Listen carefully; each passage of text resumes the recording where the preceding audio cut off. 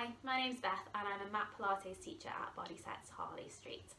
I'm here to talk to you today about Pilates and the pelvic floor. And more specifically, does Pilates have strengthening exercises for the pelvic floor? And from the outset, I would just say that if you are someone who believes they're experiencing pelvic floor issues or who has pelvic floor discomfort, please don't hesitate to seek advice from your GP. I know it's a tricky subject, but they may well then refer you to a women's health physio or a Pilates teacher who can then help you get some good treatment. Here at Bodyset, we work closely with our women's health physios and our clients who have pelvic floor issues to get them the best programs and results. So Pilates and the pelvic floor. Pilates has so many pelvic floor strengthening exercises, and the pelvic floor itself is very much key to our practice. Particularly for our prenatal clients, we work a lot and we focus a lot on specific exercises for the pelvic floor, and that's covered in a separate video.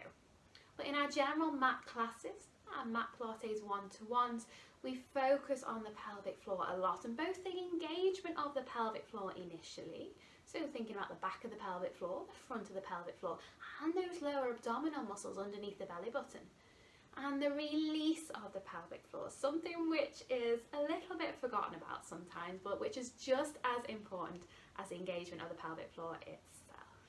So for men and women, we look at both techniques. Within our practice, within our pelvic floor strengthening exercises, we hone in on the fast twitch and the slow twitch muscles of the pelvic floor. The fast twitch muscles make up about 30% of the pelvic floor, and for those techniques of recruitment, pretty self-explanatory. It's fast, it's rapid. In Pilates, we usually engage the pelvic floor on the exhale, and for this one we'd exhale, engage pelvic floor, lower abdominals, and then on the following inhale just let it go completely. It's quite helpful in our pelvic floor Pilates exercises to have a cushion or a bolster with you. So if we are lying down for our practice, we pop the bolster or the cushion between our thighs.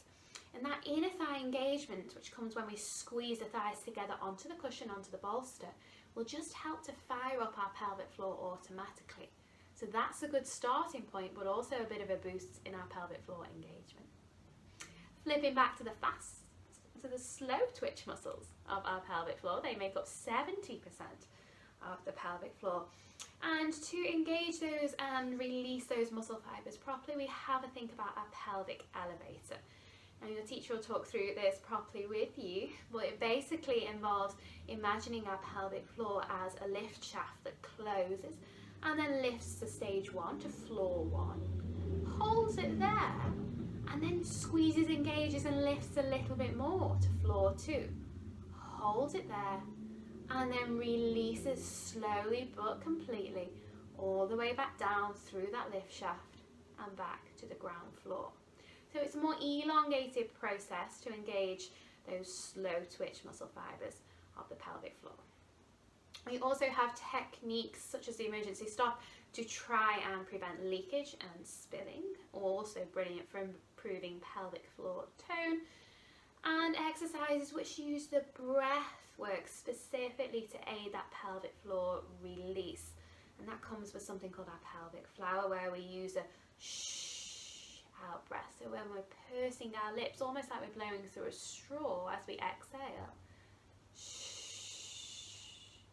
in order to hopefully relax the pelvic floor completely. All of these exercises will help to strengthen the pelvic floor and hopefully therefore prevent against instances such as prolapse as well. And that's covered in another video. But thanks for listening. Bye.